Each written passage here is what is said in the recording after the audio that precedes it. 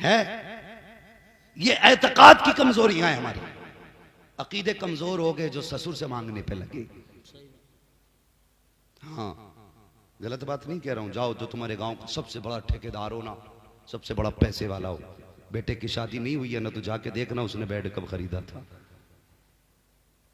उसके घर में सोफे नए हैं कि नहीं है। हमने बड़े बड़े जमींदारों को देखा, वो इसलिए नहीं खरीदते बेड कि लल्ला को जहेज में मिलने वाला है। जब भी गाड़ी लागा सेकंड हैंड ही लागा कि लल्ला को नहीं मिलेगी। हाँ, अब तो बड़ी लंबी नियतें हो रही हैं। बुलेट क्या, अब तो बुलेरो पे कहानी पहुंच गई है। बुलेट वो चलाएगा जिसके दोनों पैर होंगे, और बुलेरो में वो बैठेगा जो कतई बताज होगा। है हालात देखिए कि मैं गलत नहीं कह रहा हूं। इल्ला माशाअल्लाह ज़हने देखे हमारी ज़हनियत। हमने इसलिए सोफे नहीं खरीदे कि बेटे को मिलने वाले हैं। दादी के जहेज के मिले हुए बर्तन, एक जगह तकरीर करने गए ना, तो एल्युमिनियम का तबाक, उसमें 36 गड्ढे। हमने कहा ये कब का? कि हमारी अम्मा के जहेज का है। और खुद पोतों वाला था, कह रहे अम्मा के जहेज का। इतने पुराने चला रहे, लेकिन नहीं ला सकते। हाँ, डिनर सेट नहीं लाएंगे खरीद के, क्योंकि बेटे को मिलने वाला है। यह एतकाद हमारे कमजोर हो गए। भला तब नहीं होता जब ससुरालिये देते, भला तब होता है जब खुदा देता है। बेशक, ये याद रखिए, भला तब होता है जब खुदा देता है। फिर ससुराल की तरफ मुंह करके बैठा, कब मिलेगा, कब मिलेगा। हैं, मोहल्ले वालों की गाड़ी से ड्राइविंग सीख रहा है क्योंकि ससुरालिये देने वाले। हमारी कौम की सच्चाई है। ड्राइविंग सीख रहा है कि यार बब्बू तू सिखा दिए। कहा क्योंकि मेरा रिश्ता हो रहा, चल गाड़ी की बात चल रही है। तेरे बाप ने खरीद के रख दी थी ना जायदाद, इसलिए हम करते हैं। भाई लड़की वाला अपनी मर्जी का मालिक, चाहे तो सारी जायदाद उठा के दे दे, उसकी मर्जी है। घर उठा के दे दे, उसकी बेटी है। तू कौन होता है डिमांड करने वाला? आज अल्लाह माफ करे, ये रिश्ते कराने वाले भी कम नहीं है। जब तक बेटे का रिश्ता नहीं होता, पूरा हाव भाव बनाया जाता है, माहौल बनाया जाता। कहते हैं जी 90,000 कमा रहा लड़का, 80,000 इस महीने डाले हैं। खास करके बीच वाले को बुला के कहा जाता है, सुन तो सही, रिश्ता बाद में कराना। तुझे पता है इस महीने की इनकम मेरे बच्चे की क्या थी? का 1,05,000 डाले गए। और जब इसी बेटे की शादी हो जाती है, फिर 4 लोग बैठ के कहते हैं, समधी साहब जरा दामाद को समझाइए, आज तक 2 पैसे कमा के ला के ही नहीं दिए। अल्लाह जी शादी से पहले 80,000 कमा रहे थे, वो कुछ नहीं जी, वो तो हाव भाव बना रहे। वो खत्म था ही नहीं, खत्म कहां से होता। बेवकूफ बनाते ये बीच वाले लोग। काम अच्छा है लेकिन शराफत से करो, जो सच है वो बताओ। तुम्हारे झूठ की वजह से कितनी बच्चियां बेघर हो गई।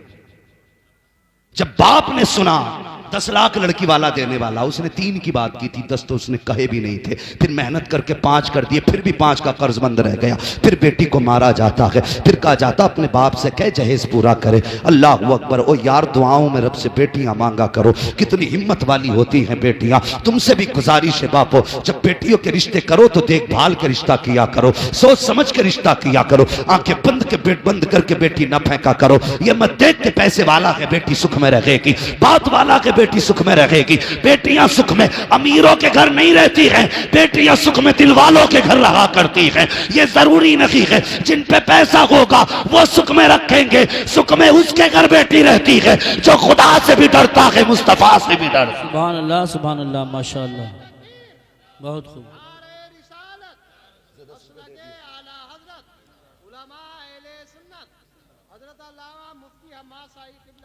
बस तवज्जो है ना। तो ये हालात हमारे हैं। हमने अमीर देख के दिया यार, दिल वाला देख के दे। बेटी बेटी होती है। जब तुमने रुखसत किया ना बेटी को, उसके बाद बेटी ससुराल जाती है। रुखसत हुई, लाल जोड़े में घर से गई, थके तो नहीं अभी सारे लोग तैयार हैं थोड़ी देर सुनने के लिए। जरा सारे कह दें या रसूल अल्लाह, अल्लाह सलामत। बेटी रुखसत होकर ससुराल गई तो पता चला है तो पैसे वाला लेकिन जुए का शौकीन है। अल्लाह है तो पैसे वाला लेकिन शराब का रसिया है। बताओ सुख कहां से आएगा।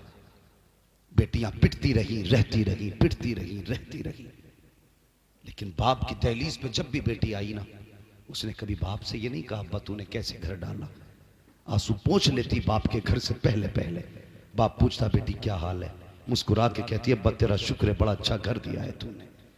उसे पता है अगर मैंने कह दिया बाबा मुझे रोज गालियों के बाद रोटी मिलती है, रोज तानों के बाद रोटी मिलती है ना, ये कभी चैन से सो नहीं पाएगा, ये कभी चैन से सो नहीं पाएगा। अल्लाह अकबर, वो जानती है चैन से सो भी कैसे सकता है। उसे पता है जब मैं जवान हुई थी और इसको फिक्र हुई थी मेरी शादी की, तो मैंने इसकी आंखों में आंसू देखे। ये कीमती जहेज ना ला करके मुनासिब दामों का जहेज लेकर के आया, लेकिन मेरा चेहरा उतरा हुआ देखता था, मैं मुस्कुरा देती थी। बाप था समझ जाता था बेटी का दिल छोटा हो रहा है, लेकिन मुस्कुरा के कहता था बेटी दुख ना करना, इतना दूंगा जिंदगी भर ऐश करेगी। ये पूरी जिंदगी लगाता रहा, इसने मेहनतें करके जहेज दिया, हजार हसरतों मेहनतों लगने के बाद मुझे इज्जत से इसने रुखसत किया था। अगर आज इसे पता चल गया कि जिस घर में इसने डाला है मेरे घर के उस घर के अंदर मेरा सुख जा चुका है, चैन खत्म हो चुका है, तो ये बाप चैन से सो नहीं पाएगा। इसलिए मेरी गुजारिश है ए बापो तुमसे भी कहना चाहता हूं, जब भी देखा करो कि रिश्ता करना है पैसे वाला ना देख, अगर देखना है खुदा वाला देखा करो, मुस्तफा वाला देखा करो। और तुम भी एमए पास ना देखो, बीए पास ना देखो, अगर बेटी ढूंढनी हो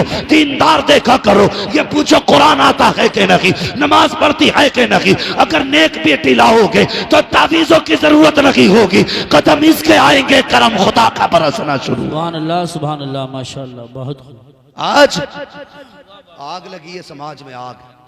तुम्हें पता है, तुमको अमीरों दौलत वालों 10-10 लाख की आतिशबाजी करने वालों, इस साल में 7 लड़कियों ने मुस्लिम धर्म छोड़ा है। माज़अल्लाह 7 लाख गैर मुस्लिमों के घर में पहुंची। जिम्मेदार कौन? तुम कहोगे आरएसएस, में कहूंगा गलत, इसके जिम्मेदार तुम हो। हां, दिल के पपोले जल उठे सीने के दाग से, इस घर को आग लग गई घर के चिराग से। हमने निकाह इतने मुश्किल कर दिए कि बेटियां उम्मीद ही हार बैठी। गुजरती उम्र देखी तो किसी का भी हाथ थाम लिया। इसके जिम्मेदार हम हैं, हमें इसके जिम्मेदार। यही तो बेटियां थी जो हुजूर के लिए जंगों में बड़े बड़े बहादुरों के आगे सीना सफर होती थी। आज यही बेटियां इस्लाम से क्यों निकल रही है? क्या है इसके पीछे राज? कभी झांकना पड़ेगा अपने गिरबान में। सुना होगा ना, तारीख रही है बेटियों की। हजरत खालिद बिन वलीद जंग में एक दिन टोपी भूल गए थे, पता है ना? जंग में, बात समझ रहे ना सारे लोग, जंग में टोपी भूल गए थे, तो इधर बीवी सोई, ख्वाब में हुजूर तशरीफ ले आए। फरमाने लगे तुम सो रही हो, मेरा खालिद दुश्मनों की भीड़ में, दुश्मनों के बीच में फंसा है। गालिबन ये ख्वाब हजरत अबू बैदा इब्न जर्राह ने देखा कि तुम सो रहे हो, मेरा खालिद दुश्मनों की भीड़ में है। आंख खुली, जल्दी से दस्ता तैयार किया, फौरन खालिद बिन वलीद की मदद के लिए भेजा। इधर बीवी ने निगाह डाली, देखा टोपी रखी हुई है। कहते ये टोपी तो कभी खालिद छोड़ते नहीं है, आज कैसे रह गई? जल्दी जल्दी टोपी उठाई है, दिल की धड़कनें तेज थी। अल्लाह मेरे खालिद की खैर करना, आज बिना टोपी के गए हैं जंग में, दुश्मनों के बीच में खालिद घिरे हैं। इधर अबू बैदा बिन जर्राह का दस्ता, उधर बीवी के हाथ में टोपी, आप नकाब पहन के तेजी से घोड़ा तोड़ा रखी थी। देखा दस्ते ने जाता हुआ, ये खातून कौन है? अबू बैदा ने कहा पकड़ो इस सवार को, देखो तो सही ये कौन जा रहा है। लोग दौड़ करके गए। हजरत खालिद बिन वलीद की बीवी ने कहा पहचाना, मेरे करीब मत आना, मैं कोई और नहीं बल्कि खालिद बिन वलीद की बीवी हूँ। कहा कहाँ जा रही हो? कहा खालिद अपनी टोपी भूल गए हैं, वो देने जा रही हूँ। ये लोगों ने कहा था हमें दे दो, हम पहुंचा देंगे। खालिद बिन वलीद की बीवी ने बड़ा प्यारा जवाब दिया था, इसमें हुजूर के बाल हैं और ये हमारे घर रहते हैं, हमें पता है इनका अदब कैसे किया जाता। नारे तकबीर, नारे रिसालत, नारे गौसियत, मसलके आला हजरत हजरत अल्लामा मुफ्ती हम्माद रजा साहिब किबला। सुभान अल्लाह। तारीख रही हमारी बेटियों की, और टोपी लेके खुद गई। जिस दुश्मन के जत्थे में खालिद डर छुपे थे, दबे थे, घिरे थे, उसकी जब जाकर के सफे पलटना शुरू की, खालिद अपनी तलवार भूल गए, बीवी को देखने लगे और बीवी नकाब में थी। आपने फरमाया कौन है ये जवान जिसकी तलवार थमती नहीं? और तलवार के आगे कोई टिकता नहीं। हल्के से नकाब सड़काया, मुस्कुरा के कहा खालिद मैं तुम्हारी ज़ौजा, सुभान अल्लाह। मैं तुम्हारी ज़ौजा हूं। कहने लगे ये महारत कहां से? कहने लगी सुनो खालिद, कल तक टोपी तुम्हारे पास रहती थी, आज टोपी मेरे पास रखी हुई। सुभान अल्लाह, सुभान अल्लाह, बहुत खूब। ये थी मेरी कौम की बेटियां, आज भी बेटियां हैं। और ये बीमारी फैल कहां से रही है? तुम्हारे ट्यूशन, तुम्हारे कॉलेज, तुम्हारे स्कूल, तुम्हारी यूनिवर्सिटीज की गलत तालीम से फैल रही है। हम इसके मुखालिफ नहीं कि बेटियां एमबीबीएस ना बने, हम तो दुआ करते हैं हर बेटी एमबीबीएस बने।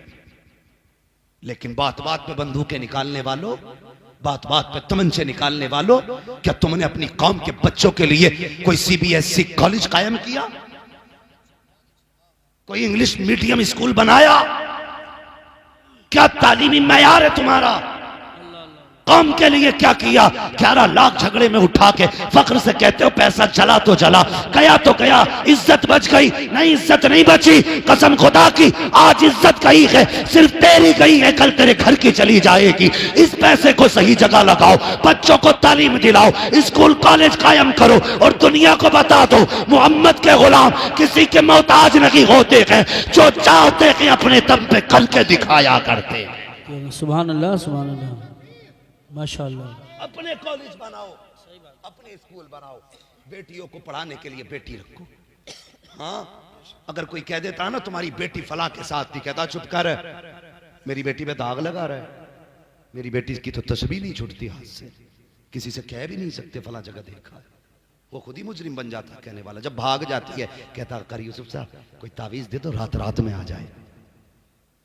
फिर रात रात में लौटा के ला रहा है। मौलाना अबरार साहब कोई तस्बीह बता दो कि बेटी आंख खुले तो सुबह खाट पे बैठी हो। तेरे 22 साल की गलतियों पे एक तावीज पर्दा डालेगा? तेरी 22 साल की गलतियों पे तस्बीह पर्दे डाल लेगी? जो बोया है वो काटना पड़ेगा। इसलिए हम कहते हैं एमबीबीएस बेटियों को बनाओ, लेकिन ऐसे स्कूलों में पढ़ाओ जहां पढ़ने वाले भी बच्ची हो, पढ़ाने वाली भी लड़कियां हो। ऐसी जगह ट्यूशन पढ़ाओ जहां पढ़ने वाली भी लड़की हो, पढ़ाने वाली भी लड़की हो। लेने के लिए तुम्हें जाना पड़ेगा, एक एक मिनट का हिसाब रखना पड़ेगा। ये नहीं कि घर से चली गई तो स्कूल में है, जाके देख कहां गुल खिला रखी है। कितनी बेटियों ने बाप के मुंह काले कर दिए। अल्लाह की कसम बेटियों से कहना चाहूंगा, अगर सर से दुपट्टा सरकने लगे तो याद रखना तेरे गले में तो फंदा था फांसी का, हुजूर ने फंदा निकाल के दुपट्टा पहनाया। वाह वाह वाह, सुभान अल्लाह, सुभान अल्लाह, बहुत खूब, बहुत। हुजूर ने फंदा निकाल के दुपट्टा पहनाया। आज ये दुपट्टा उतरने लगे तो याद रखना तुझे तो जीने का ही हक नहीं था। हुजूर आए तो तुझे जिंदगी मिली है, हुजूर आए तो जिंदगी मिली है। उन नौजवानों तुमसे भी गुजारिश है, कई सारी बातें एक हंगामे मैशर हो तो भूलूं उसको, सैकड़ों बातों का रह रह के ख्याल आता है। मेरे हिसाब से वक्त पूरा हो चुका है, लेकिन बात एक और कह जाऊं। लोग कहते हैं बच्चे गाली बड़े बकरे, घर के हालात बेहतर करो बच्चे खुद ब खुद सुधर जाएंगे। घर के हालात अच्छे करो बच्चे खुद ब खुद सुधर जाएंगे।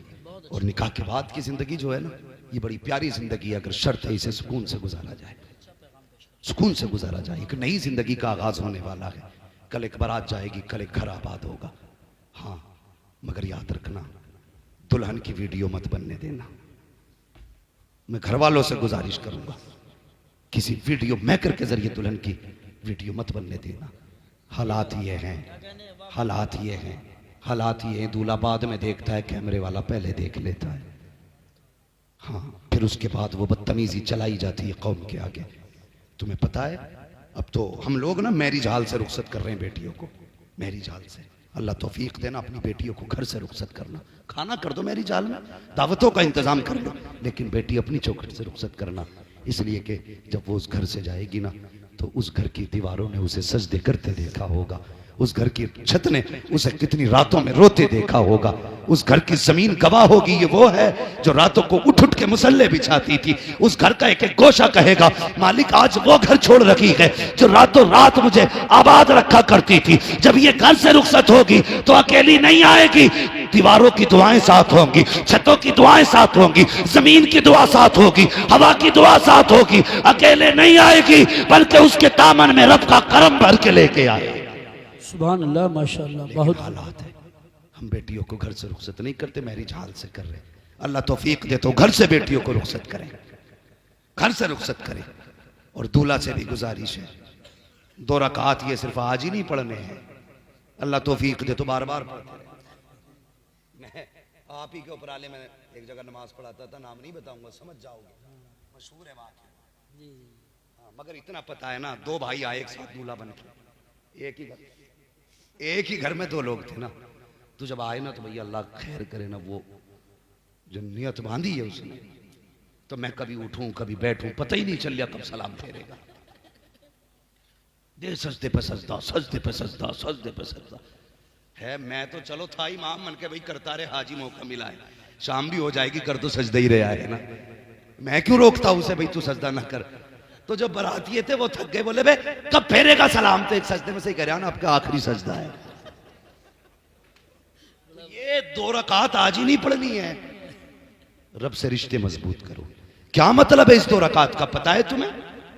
रब का शुक्रिया अदा कर रहे, मालिक तेरा शुक्र है, तूने हमें सेहरे वाला दिन दिखाया है। हाँ, तूने हमें सेहरे वाला दिन दिखाया है, तूने खुशियां दी हैं। जिस दिन का माँ को इंतजार था वो दिन आ गया, जिस दिन का बाप को इंतजार था वो दिन आ गया, जिस दिन का खानदान को इंतजार था आज वो दिन आ गया। कर यार सजदा, और ये सजदा भूल ना जाना। कल जब बीवी आ जाए घर में, अगर तंगदस्ती दिखाई दे, उसका दुपट्टा बिछा, कहना यार अब तेरे महबूब की उम्मत की बेटी लेकर के आया हूँ, इसके नसीब से रोजी दे दे। मेरा ईमान कहता है हाथ नीचे बाद में आएंगे, रिस्क पहले दे दिया जाए। सुभान अल्लाह, माशाअल्लाह। रिश्ते ही कमजोर हो गए रब से। कहते बहुत दुआ मांगी, कबूल ही नहीं हुई, कबूल ही नहीं हुई। मैंने कहा अजीब बात है, कहता कबूल ही नहीं मांगी कैसे? कभी जुम्मे में देखियो कैसे मांगते। चैनल वालों जरा सुनो, तुम भी हुजूर की उम्मती हो, सिर्फ चैनल वाले नहीं हो। कभी मस्जिद में जाके देखिए, है 2 लास्ट की पढ़ के ना, हाथ यहां तक सीधे नहीं आते और कट, सबसे पहले चप्पल देखने भाग गया। और उसकी भी फिक्र ठीक है भाई, ऐलान होता कोई इमाम साहब का ही ले गया। कहते फिर जब पहुंचाने जावे तो कहते धोखे से आ गई थी। मेरी समझ में बात नहीं आती, अंधा आदमी जिसकी आंखें ना हो ना, उसके आगे ना उसके जैसी 10,000 चप्पलें रख देना, वो पैर डाल के बता देगा ये मेरी नहीं है। पैर बता देता जूती किसकी है। तू घर गया, एक तो 3 दिन बाद लौटाने आया और पूछा भाई अब तक कहां था? कहने लगा मैं रिश्तेदारी में पहन गया। बोले पता चला वापसी में ऐलान हो रहा था, हजरत तुम्हारी जूतियां थी। तो मैंने कहा खाला के घर घूमी आया, पता ही नहीं चला। तो ये हमारी नमाजें हैं, ये हमारे रब से रिश्ते हैं। मस्जिद जाएंगे तो चप्पल चुरा लाएंगे, दुआ करेंगे तो यूं मारेंगे, मस्जिद में जाएंगे तो सब झाड़ के देखेंगे, बड़ी धूल है यहाँ पे।